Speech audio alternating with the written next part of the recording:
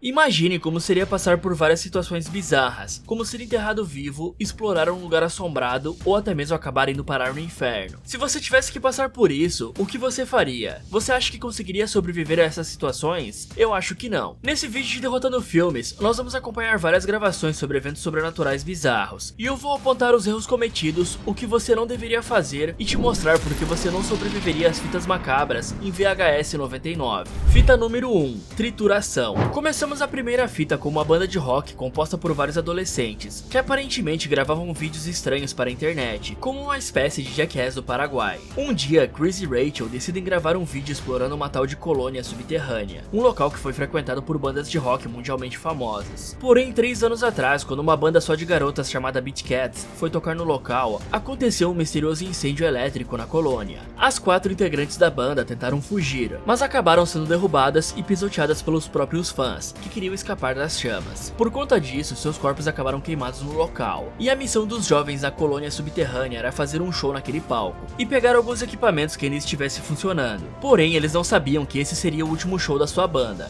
Enquanto se preparavam para ir até o local, Caleb fica zoando Ankur, que estava visivelmente assustado, pois ele não queria mexer no túmulo da banda, pois acreditava em lendas hindus sobre os Bhuts, espíritos com assuntos inacabados, que se forem incomodados podem possuir as pessoas. Mas é claro que os amigos não acreditam nessa lenda, e Rachel zoou o garoto por ter trazido uma espécie de tempero para espantar fantasmas. E assim que entram no local, eles percebem que alguém estava morando ali embaixo, o que deixa Ankur ainda mais assustado, pois o grupo estava ali embaixo há pouco tempo, mas ele já não fazia ideia de como sair dali, já que o lugar era composto por diversos corredores, virando praticamente um labirinto. Caleb fala que provavelmente eles não estavam ali sozinhos, mas mesmo assim os jovens decidem continuar explorando o local. Logo, eles encontram uma espécie de santuário com várias bonecas, e uma bíblia com o versículo "passou da morte para a vida" marcado, o que já seria o suficiente para sair correndo dali. Ok, já que eles foram explorar um local abaixo da terra, sem qualquer tipo de iluminação e com vários corredores, eles deveriam ter trazido algo para sinalizar o caminho de volta e evitar que ficassem presos lá dentro. Uma coisa que serviria bastante para esse propósito e é de fácil acesso são aqueles bastões fluorescentes que as pessoas usam em festas e baladas. Eles são extremamente baratos e daria para eles verem no escuro, caso algo acontecesse com as lanternas ou tivessem que desligá-las para fugir sem chamar atenção. Além disso, o grupo poderia ter levado algo para se defender, já que esses locais abandonados são geralmente usados por moradores de rua para se abrigar, ou um ponto para uso e venda de coisas ilegais, e geralmente esses caras não gostam de ser filmados enquanto trabalham, e deu pra ver que tinha alguém morando ali, portanto eles deveriam sair o mais rápido possível para evitar algum problema, e não ficar gritando e rindo pelo local, já que por ser um amontoado de túneis, o eco provavelmente iria alertar o morador que haviam pessoas invadindo sua casa. Mas ao invés disso, eles decidem checar o que tinha atrás do palco, e encontram uma bota queimada no chão. Caleb começa a falar bobagens, até que alguma coisa puxa Chris. Seus amigos correm para socorrê-lo e vem a bateria de Ankur montada no palco. Ao ver isso, Ankur entra em choque, mas logo descobre que seus amigos estavam zoando ele novamente. A banda começa a tocar, até que os garotos param de se mover e começam a convulsionar. Ankur fica preocupado e tenta ajudar os amigos, mas era apenas mais uma brincadeira sem graça. Só que dessa vez o garoto fica pistola, mas seus amigos ficam zoando ele ainda mais. Com isso, ele pega suas coisas e vai embora, desejando que os Bhuts peguem eles. E assim que ele sai, os garotos decidem arrumar outra forma de se divertir, e enchem umas bonecas de relaxamento com gelatina para esmagar e fingir que estavam finalizando pessoas. O típico passatempo de um adolescente americano perturbado. Nesse momento, eles ouvem a voz de uma mulher pedindo para saírem de seu palco. Caleb então é puxado para cima e explodido que nem as bonecas. Nesse momento, os fantasmas das garotas pegam a câmera e começam a perseguir os garotos. Elas pegam primeiro Chris e arrancam tudo que tem dentro dele, literalmente. Depois elas encontram o Ankur escondido, pois pelo que parece ele não conseguiu achar a saída. Então o garoto joga o tempero em um dos fantasmas, que começa a queimar, mostrando que aquilo era realmente efetivo. Porém elas estavam em maior número e acabam finalizando o Ankur também. A próxima é Rachel, que é partida em vários pedacinhos. Após finalizarem o grupo, os espíritos possuem os corpos deles, ou o que sobrou, né? E usam para tocar uma última música. Bom, esses jovens não teriam chance alguma de escapar, não só porque se perderam lá dentro e não sabiam onde era a saída, mas também porque estavam lutando contra espíritos que deveriam estar vagando por aquele local há pelo menos uns 3 anos. Ou seja, eles devem conhecer o túnel como a palma da mão. Inclusive, as rotas rotas de fuga. Portanto, mesmo que achassem uma saída, essas coisas provavelmente iriam estar lá para armar uma emboscada e capturá-los. Já o tempero que Ankor usou provavelmente era açafrão queimado, o que segundo a mitologia indiana é bem eficiente contra os bots. Além disso, é dito que eles possuem medo de água e objetos feitos de aço ou ferro, e digamos que esses espíritos não podem ou não vão ser exorcizados do lugar, já que quem tem o conhecimento para fazer algo assim apenas fará um ritual para garantir que as obras pendentes dos bots sejam executadas, cumprindo seu objetivo de vida. Se bem que eles acabaram de fazer isso com um grupo, tocando aquela última música. Mas digamos que esses jovens aqui não teriam a mínima preocupação de fazer um ritual para honrar esses espíritos, e só queriam ficar pregando peças no amigo deles. Fita 2. Oferta de suicídio. Começamos a segunda fita com Lily, que estava louca para entrar em uma irmandade chamada Beta Sigma Eta, pois sentiu uma conexão com as garotas de lá, mas sua colega de quarto Ellen tenta convencê-la a não fazer isso, já que seria basicamente se finalizar, pois Lily teria que passar por uma aprovação difícil, e caso falhasse ela seria excluída de tudo até o fim do seu ano como caloura. Porém, Lily está determinada a entrar na irmandade, e vai de encontro às garotas na noite seguinte para fazer o teste. Após embebedarem Lily e levarem ela para uma espécie de catedral macabra, Annie conta que aproximadamente 20 anos atrás, uma jovem solitária chamada Guillotine também queria entrar para a Sigma Eta, e as garotas da época fizeram ela passar a noite enterrada em um caixão. Porém, ao invés de abrir o caixão na manhã seguinte, as garotas deixaram Guillotine lá por uma semana, e quando finalmente foram abrir o caixão, não encontraram absolutamente nada dentro dele. Reza a lenda que Guillotine se arrastou para o submundo, e todas as noites voltava desesperada e sozinha, apenas procurando alguém para lhe fazer companhia no submundo. Nesse momento, elas entregam uma camisa da Irmandade, dizendo para Lily que seu teste seria passar uma noite no caixão, assim como Guillotine. Então elas levam a caloura até o cemitério da igreja, onde já tinham aberto uma cova. Lily repensa e diz que não queria mais aquilo, mas as garotas encorajam ela, dizendo que todos ali já passaram por isso. As garotas explicam que iriam enterrar uma corda amarrada em um sino junto dela, e que caso Lily sentisse muito medo, ela poderia puxar a corda, e aí as garotas iriam desenterrá-la, mas se fizesse isso ela estaria fora da Irmandade. As garotas também lhe dão uma câmera para ela gravar o quão assustada iria ficar, e uma caixinha explicando que era para abrir apenas se sentisse muito medo e pensasse em puxar a corda, pois aquilo lhe daria forças. Enquanto enterram um caixão, Annie pede para Lily tomar cuidado caso ouvisse uma batida no caixão e que ela não demonstrasse estar viva, pois era Guillotine procurando alguém para lhe fazer companhia. Olha, esse provavelmente é o desafio mais estúpido e potencialmente mortal que eu já vi. Isso porque, de acordo com a câmera da garota, ainda eram 9h30 da noite, ou seja, ela teria que ficar no caixão por aproximadamente 8h30. Uma das garotas até fala que o caixão tem 24 horas de oxigênio, então estaria tudo bem, mas isso é mentira e eu posso provar. Bom, vamos lá. Um caixão padrão tem como média de comprimento pouco mais de 2 metros e 70 centímetros de largura. Isso significa que dentro deles podem caber um volume de aproximadamente 885 litros que estariam preenchidos com ar, e usaremos essa medida para ficar mais fácil de entender. Um corpo humano tem em média um volume de 66 litros, ou seja, o volume de ar cai para 819, mas como sabemos nosso ar não é composto apenas de oxigênio, mas também de hidrogênio, gás carbônico e gases nobres, tendo apenas 21% de oxigênio no ar, ou seja, apenas 171 litros correspondem ao oxigênio. Nós consumimos de 5 a 8 litros de oxigênio por minuto. Fazendo o cálculo, podemos chegar à conclusão de que você não sobreviveria muito mais que 2 horas ali. Esse tempo poderia se prolongar caso Lily ficasse calma e evitasse respirar fundo, o que com certeza não vai ser o caso, já que ninguém fica calmo sendo enterrado vivo. Mas mesmo se ela conseguisse se acalmar, não daria para aguentar até o amanhecer. E vamos combinar que aquele caixão não parece ser feito de um material resistente. Pareciam simples placas de compensado, e isso com certeza cederia caso muita terra fosse jogada em cima dele. Depois de algum tempo enterrada, Lily fica com medo dentro do caixão e pensa em puxar o sino. Mas ela se lembra de Ellen, e como não queria se tornar igual a ela, sempre na biblioteca e desesperada por algum garoto chamá-la para sair.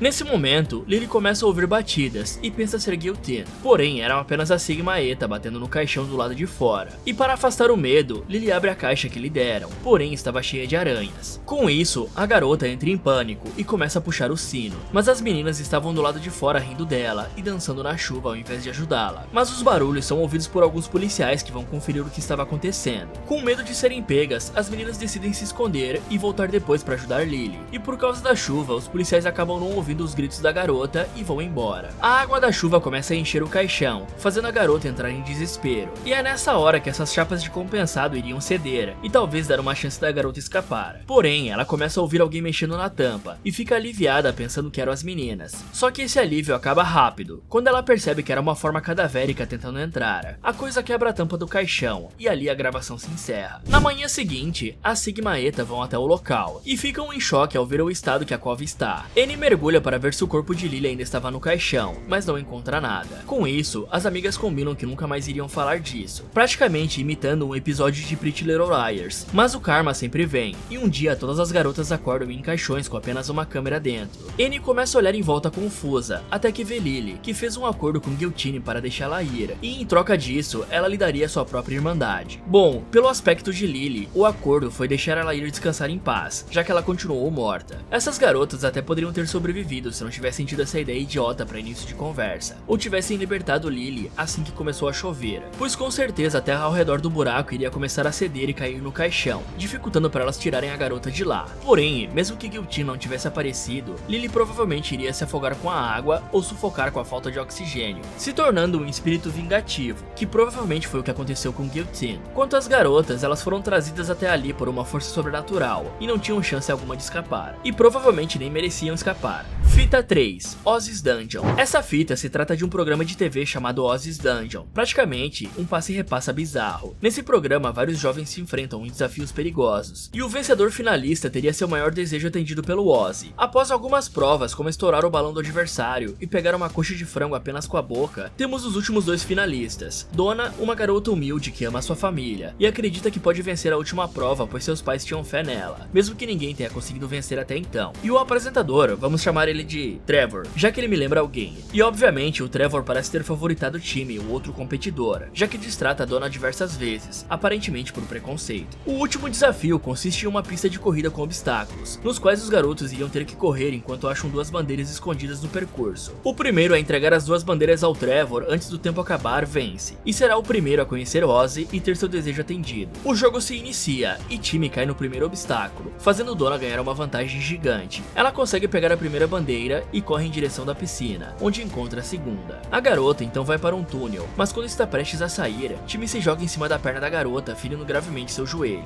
A menina implora por ajuda, mas o jogo continua quase que normalmente, o que deixa sua mãe Deborah louca de raiva. Ok, esse problema poderia ser solucionado se além dos equipamentos de segurança, fossem criadas regras que evitassem esse tipo de acidente. Afinal, crianças são extremamente competitivas, e estimular essa competitividade ao máximo não traria nada além de problemas. Colocar para ir um por vez e cronometrar o tempo já resolveria a situação. A fita rebobina algumas vezes, e podemos ver que isso estava sendo assistido por alguém que aparentemente sequestrou o apresentador. Então Deborah entra na sala, e vemos que o que aconteceu com sua filha fez ela ficar completamente doida. A mulher diz que aquele maldito show destruiu a perna de sua filha, que agora está necrosada, provavelmente porque a circulação de sangue naquele membro foi cortada. A mulher diz que era estranho uma prova tão fácil nunca ter tido um vencedor, e que aquilo com certeza era manipulado. Ela então pega uma garrafa de ácido e pede para seu filho Marcos amarrar o homem em pé. Nesse momento, o apresentador admite que tudo era manipulado, pois o show tinha um orçamento que iria falir se realizasse os sonhos das crianças. Mas isso só deixa Deborah mais pistola. A mulher recria as principais provas do programa da maneira mais dolorosa e nojenta possível, incluindo a pista de corrida, que Trevor era obrigado a terminar, ou ganharia um banho de ácido. Após terminar o percurso, o apresentador convence ela de que poderia consertar as coisas, pois ainda poderia levá-los até o Ozzy e conceder um desejo para a Donna. Com isso, a família volta até o estúdio. Eles entram pelos fundos, pois a segurança estava muito forte, e abrem a porta que leva até Ozzy. A família é guiada por um sistema de cavernas, até uma mulher aparentemente grávida, que estava sendo adorada por algumas pessoas. Sim, o negócio é bizarro e vai ficar pior. Um apresentador pede a Donna que faça um bom desejo, e a menina faz seu pedido. Com isso, a grávida começa a gritar, e de sua barriga sai uma criatura grotesca, que começa a expelir uma espécie de energia avermelhada, fazendo as pessoas ali derreterem como se tivesse derramado ácido nelas. Nesse momento, Marcos aponta a câmera para a Donna, que estava sorrindo, mostrando que provavelmente o desejo dela foi algo horrível. Ok, parece que o jogo virou, não é mesmo, Trevor? Bom, esse apresentador foi completamente burro. Afinal de contas, ele poderia ter guiado a família por um caminho errado e levado eles em direção aos seguranças que poderiam ajudá-lo a escapar.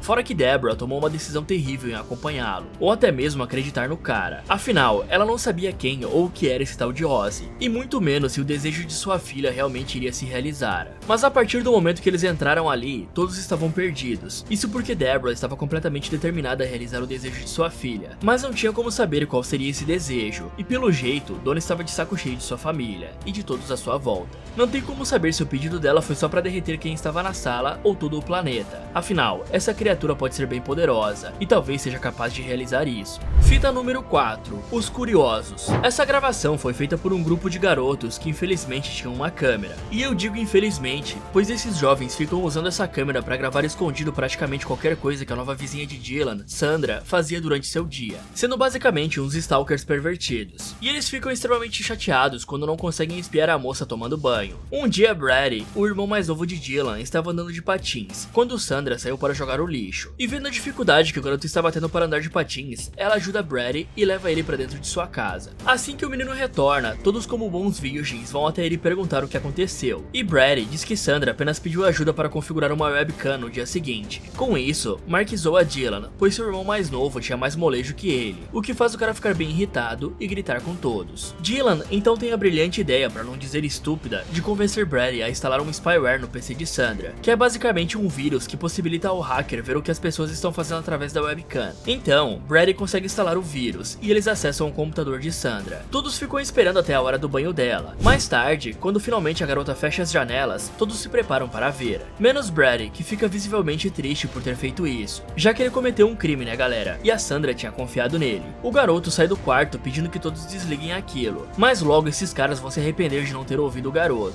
Esses garotos deveriam repensar suas atitudes. Isso porque nos Estados Unidos a pena por espionagem é de aproximadamente 10 anos de prisão. Assim que a garota tira a roupa, Sandra começa a se retorcer e arranca a peruca, mostrando que tinha várias cobras na cabeça, como uma espécie de medusa. Nesse momento ela começa a olhar em direção à câmera e os garotos logo percebem que ela sabe o que eles fizeram. Os meninos tentam ligar para a polícia, mas ouvem algo pulando no telhado. A medusa atravessa a janela e ataca Mark, fazendo todos entrarem em pânico. Os garotos tentam escapar e encontram Brady no corredor. Ao ver Bonner ser finalizado, Dylan puxa seu irmão para a saída. Porém Brady, por alguma razão, tenta conversar com um monstro, mas acaba sendo petrificado. Ela então olha em direção a Dylan, que também vira pedra, encerrando assim a gravação. Esses garotos tinham total chance de sobreviver sendo vizinhos da medusa, se não tivessem decidido espiar ela, porque pelo pouco que podemos ver de seus atributos, ela tem super força, já que consegue pular na altura de uma casa e arrancar pedaços de uma pessoa com as mãos. Portanto, correr não seria uma opção, já que provavelmente ela te alcançaria com um pulo, e ela ainda petrifica quem olha em sua direção. A única chance que eles tinham era sair dali o mais rápido possível e se esconder até a polícia chegar, mas a moral da história é não seja um stalker pervertido e sinistro. Fita número 5. Para o inferno e de volta. Essa última fita se trata de Troy e Nate, que aparentemente são investigadores paranormais, que foram contratados por um grupo de bruxas para filmar um ritual de invocação do demônio Ukabon. Para isso, Kirsten se oferece para ser o receptáculo, pois achava que fazia parte de algo maior. E o que pode dar de errado aqui, né? O ritual se inicia, porém enquanto tentam invocar o Ukabon, um demônio chamado Fergus consegue atravessar para o nosso mundo. As bruxas começam a recitar um feitiço para bani-lo de volta ao inferno, mas antes de ir, a criatura agarra as pernas dos investigadores e puxa eles para o submundo. Os amigos acordam em um lugar que parece o centro de uma caverna, e ao olharem em volta veem uma espécie de armadilha com que deveria ser restos de uma pessoa. Ao ver isso, Nate pega um tridente que tinha ali perto para se defender. Nesse momento, os dois ouvem algo mastigando, e ao olharem na direção do barulho, veem uma espécie de demônio com asas se alimentando. Assustados, os dois fogem e desligam a luz da câmera para não serem vistos de longe. Porém, enquanto eles rastejam no escuro, Troy começa a sentir algo viscoso em sua mão e liga a luz para encontrar mais pedaços de carne. Nesse momento, um raio cai e eles percebem um demônio gigante se alimentando. A dupla foge novamente e acabam encontrando uma mulher no caminho, chamada Mabel. Ela pergunta que tipo de pecado os dois cometeram para estar ali, pois pareciam ser carne nova. Troy então conta que ele e seu amigo foram enviados para lá por engano, quando algumas bruxas tentaram invocar o Ukabon. E Mabel parece não gostar muito desse cara, mas ela conta que os homens estavam perto de sua residência. Ao saber disso, os investigadores decidem chegar até esse demônio, pois meia-noite as bruxas iriam invocá-lo, e isso seria sua passagem para fora do inferno. Mas eles tinham que chegar rápido, pois faltavam apenas 7 minutos para o fim do ritual. A dupla pede a ajuda de Mabel, que aceita guiá-los em troca de ter seu nome escrito no livro da Ordem do Sangue. Bom, numa situação dessas, esses dois estão estão completamente ferrados. Isso porque eles foram lançados no inferno sem qualquer arma para se defender. E mesmo que tenham um tridente, eu acho que ele seria inútil contra uma criatura gigante como aquela que eles viram alguns momentos atrás. Além disso, os dois têm apenas uma única opção para conseguir sair dali: ser guiados por uma pessoa maldosa o suficiente para ir parar no inferno, e que provavelmente é um demônio também. Se fosse eu iria perguntar que tipo de pecado ela cometeu para ir parar ali, porque dependendo do que Mabel tivesse feito, como trair alguém por exemplo, eu que não iria confiar minha cabeça nela. Já que Mabel parecia não gostar de Ukabon, eu ofereceria um acordo para nos unirmos e finalizarmos o cara juntos. Assim ela teria um inimigo a menos, e eu iria sair ganhando de qualquer forma, já que eliminando o cara, a gente iria ganhar uma moral no inferno. E por lá esse tipo de status é praticamente a moeda de troca para qualquer coisa, isso e novas almas, é claro. Mabel começa a guiá-los pedindo que fiquem em silêncio, afinal, almas frescas são mais saborosas. Os dois seguem evitando demônios e armadilhas, mas Troy não tem tanta sorte, e acaba com a mão presa em uma das armadilhas. Eles continuam andando até que Nate vê Mabel pegando um belo churrasquinho, e começam a gritar com ela. Só que de repente uma voz começa a berrar, chamando por Mabel, e assustando a todos. Os amigos se separam da demônia, até que começam a ouvir uma voz feminina pedindo socorro. Eles vão até a origem do chamado pensando ser Mabel, mas o que encontram é outro demônio horrendo. Enquanto fogem, eles acabam dando de frente com Mabel, que diz estarem perto da entrada dos fundos para a residência de Ukabon, que basicamente era um buraco nojento. Mabel usa uma bandagem para amarrar a câmera na cabeça de Troy e facilitar sua mobilidade com a câmera, já que era a única fonte de luz de todos ali. Ok, esse pessoal devia se lembrar que estavam enfrentando um demônio poderoso o suficiente para ter sua própria seita. Portanto, já que eles estavam entrando pela porta dos fundos, eles deveriam bolar um plano para pegar ele de surpresa. Como provavelmente estavam em maior número, enquanto Troy e Mabel chamavam a atenção do demônio, Nate iria contornar ele no maior estilo stealth e finalizar o cara pelas costas. O grupo rasteja até uma caverna cheia de pessoas sendo punidas, e Troy avista um mini demônio dormindo e aproveita para roubar seu tridente. E se você viu o vídeo de Deadstream aqui no canal, vai reconhecer esse demônio aqui facilmente. Eles finalmente chegam até Ukabon, que estava sendo venerado por alguns demônios. Com apenas um minuto restando para o fim do ritual, eles correm para cima de Ukabon, mas são impedidos por seus súditos que derrubam Nate. E para salvar seu amigo, Troy finaliza os caras com seu mini tridente, mas ele acaba sendo desarmado pelo último deles. Antes que Troy fosse finalizado, Nate finaliza o último cara atacando ele pelas costas com seu tridente. Os dois chamam Mabel para ir junto, mas nesse momento a garota é finalizada por outro demônio. Então a dupla corre até Ukabon bem a tempo e são levados de volta ao mundo humano. Ao acordar, Troy percebe que Nate havia entrado no corpo de Kirsten. As bruxas então finalizam Nate, e o marido da líder do culto acerta Troy. Mas antes de ser finalizado, Troy se arrasta até o livro e escreve o nome de Mabel com seu próprio sangue, para cumprir sua promessa. E digamos que deu certo, porque nos créditos dá pra escutar um novo ritual sendo feito, e Mabel sendo invocada. Bom galera, esses dois obviamente não tinham chance de sobreviver muito tempo no inferno, pois estavam com medo até da própria sombra. Além disso, pelo que parece, os demônios são pessoas que foram para lá, e ficaram muito tempo tendo de se alimentar de outras pessoas, ficando cada vez mais poderosos. Portanto, a única chance que eles teriam era matar vários demônios, e ficar cada vez mais fortes para que assim pudessem sobreviver no submundo. Fora que Mabel foi pega de surpresa por um demônio, mas caso ela tivesse ido junto deles para a Terra, provavelmente ela teria protegido os caras e finalizado as bruxas, mas infelizmente não foi o que aconteceu. Além disso, os dois foram pegos de surpresa pelas bruxas, e Nate, que entrou no corpo da garota, estava preso à mesa, então não teria muito o que ele fazer. Fala galera, esse foi porque você não sobreviveria às fitas de VHS 99. Você acha que conseguiria sobreviver? Me contem o que vocês fariam nos comentários. E depois aproveita para dar uma olhada nesses vídeos aqui. Muito obrigado por assistir, e não seja um stalker, pode ser que sua vizinha seja Medusa, e aí você vai ter o que merece.